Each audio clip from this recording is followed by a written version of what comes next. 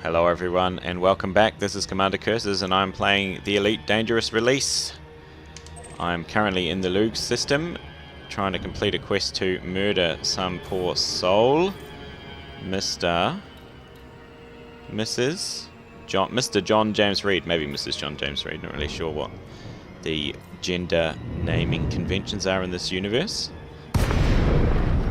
So I've been flying around for blimmin' ages and running into people, and they've been, so one of the things that has changed since the release has been released is that sometimes when you interdict people, when you approach unidentified signal sources, they modify your missions. So I've got these missions here.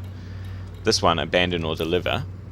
I've got a mission to deliver slaves to the Crimson State group, but I found somebody who works for the LTT 4846 party, and they said if I deliver it to them they'll pay me 53,000 credits instead.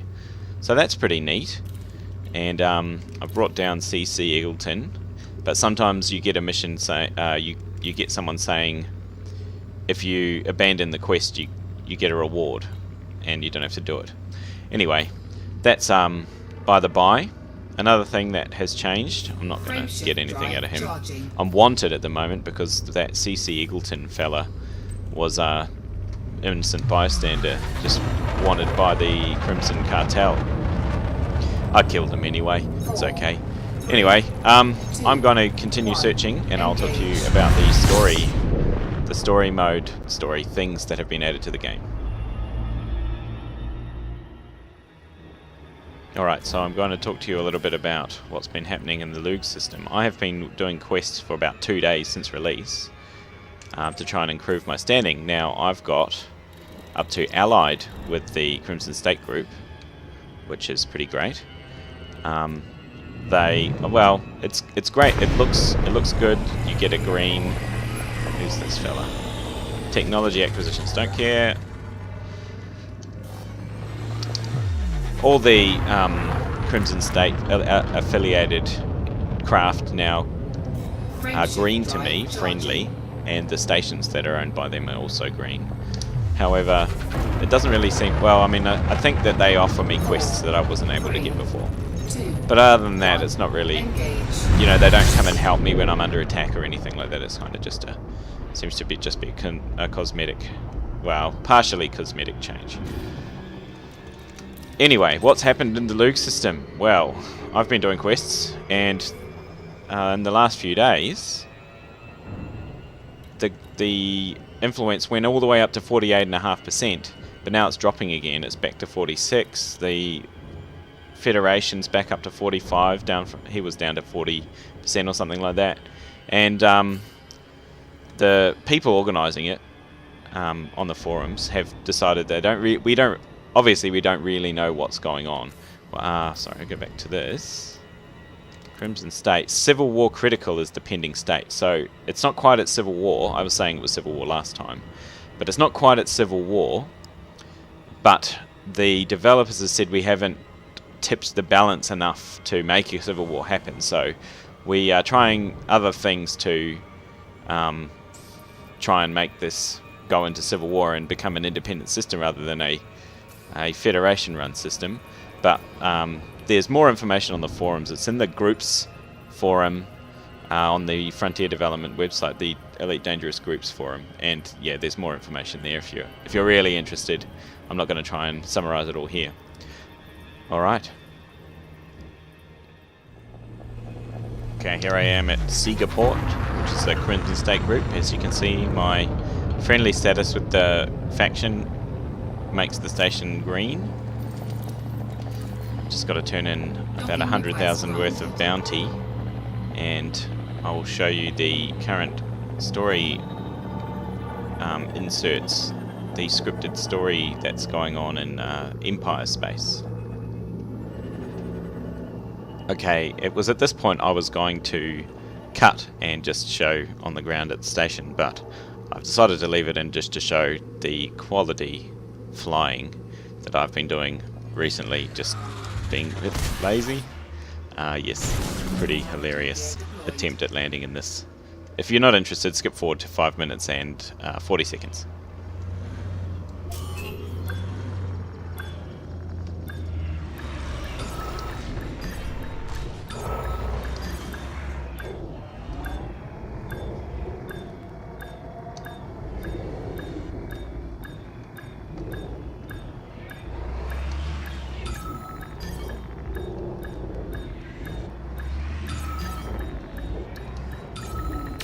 Docking successful.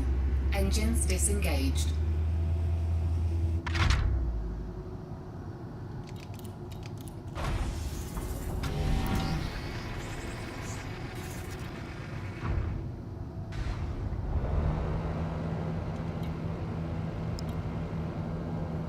Okay, here we are. I have a full... I need to repair my ship. I have a full list of...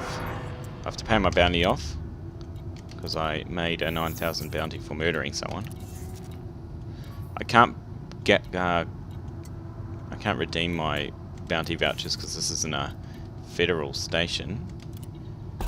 Reload all but 14 of my multi-cannon, and let's go to the story. So on the right, the Galnet.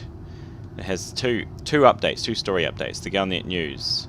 Farmers leader accuses president of victimization. Giorgio Allegria, the spokesman for the farmers union in the Kappa Fornacis system, has spoken out at the federal president's declaration that Onion Head, the main expert from the Kappa Fornacis system, be illegal. At the press conference on Panem, he said, "Onion Head is great, cool, loved across the galaxy. We make it, you eat it. Don't eat it if you don't want it. Call yourself president, we'll keep making it and you'll keep eating it. That's what we do. It's all we do." Allegria would not be drawn out on it in public, but it is clear the president's controversial actions have spread publicity for Onion Head far and wide, and the demand is higher than ever on the black market. I haven't been to that system, so I don't know what the story is, but it sounds like there's a lot of smuggling demand there, so that would be pretty cool. Another one, Galnet News, Patriots helping oppress rebels in Jera. In a move that is sure to worry some independent governments, Senator Denton Petraeus has announced his rebel forces have been sent to aid the long-suffering rebels in the Jera system.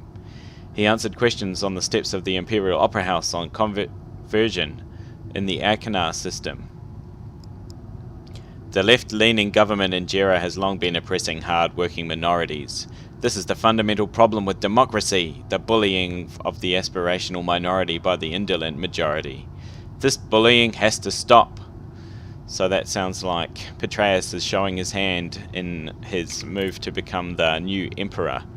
I think that as the story goes, the emperor's dying and old Petraeus is putting his hand up for the new top spot. But I think that the story's going to go down in some interesting ways, and we're going to get to participate. So I'm going to head off there soon after I do a bit more work in the Lugh system.